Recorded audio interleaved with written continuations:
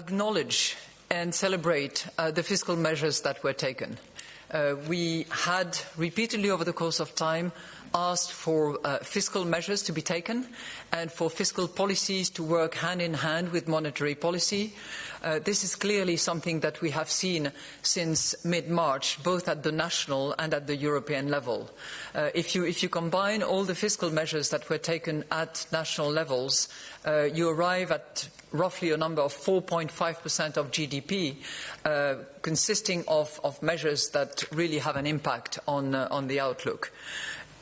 And that is not to mention the measures that were taken under the headline of guarantees, which roughly account for about 20% of GDP. That's only at the national level. As I said in the introductory statement, the Governing Council strongly welcomed not only the 3 safety net measures that were decided earlier in the summer to help both employees, companies and sovereigns in a total amount of 540 billion euros, but it did really welcome strongly the breakthrough of the new generation EU fund of 750 billion euros, which clearly will have an impact, most of which, by the way, is not included in our projection as they are being published today. So these fiscal measures were necessary, and I'm only pleased that they could be taken in due course and sometimes with the necessary waivers and exemptions that were required at the European level. Let me just add a few words about the program that we put in place, the pandemic exceptional emergency program. And let me remind you that it had 2 functions. And it was initially calibrated for 750 billion euros. That was back on the 18th of March. And the dual function was the following. The first function was to stabilise market, to ensure a smooth transmission of our policy measures. The second function was to ease our monetary policy stance to help counter the substantial downgrade of our inflation outlook caused by the pandemic. The PEPP announcement already in March and its recalibration later on in June have successfully stalled the tightening in financial conditions and contributed to easing the overall monetary policy stance. And, clearly with markets stabilising and risks of fragmentation subsidising, I remind you that we are pretty much back to the pre-COVID levels in terms of both spreads and dispersion of yields. The flexibility property of PEPP, which is distinct from the attributes of the CSPP, for instance, has become less prominent.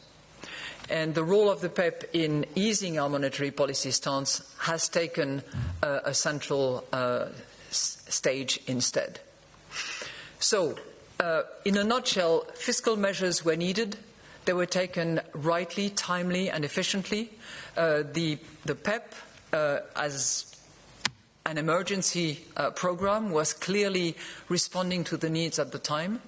And I would add that the TLTRO that you've referred to has also served the purpose that we intended, which was to make sure that the economy was receiving abundant liquidity in order not to accumulate liquidity, not to build buffers, but in order to make sure that lending to the economy was taking place.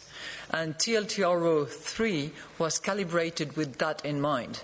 So if banks can actually access a borrowing interest rate which can go down to minus 1%, it is only under the condition that the lending to the economy, corporate and households, is actually tantamount to what it was, or more than what it was, prior to COVID-19.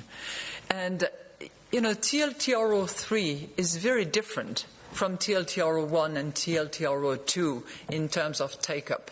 We've observed at the time of this massive take-up for the first operation, roughly 1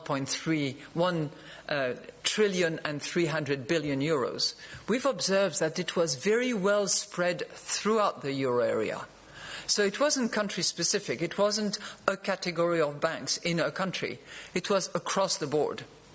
The other thing that we have observed, which tells us that it is effectively working, is, number one, the low interest rates, which continues to apply, both for corporates and for households.